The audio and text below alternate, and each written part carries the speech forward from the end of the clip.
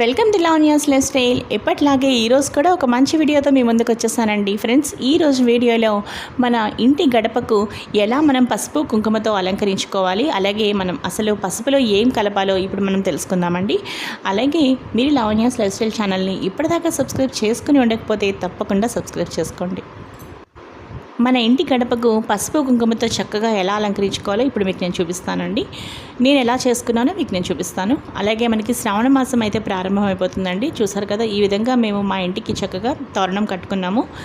ఇక మనం పసుపు కుంకుమ అలాగే ఒక ప్లేట్లో బియ్యపిండి ఈ విధంగా వేసుకోవాలండి. పసుపులో ఏం కలపాలి అంటే గంధం కలపాలండి. గంధం మంచి వాసన ఉంటుందన్నమాట.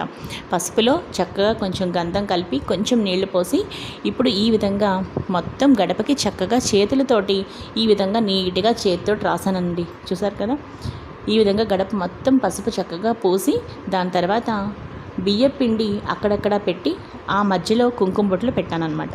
చూసారు కదా, పసుపు రాసిన తర్వాత కుంకుమ బొట్లు పెట్టాను.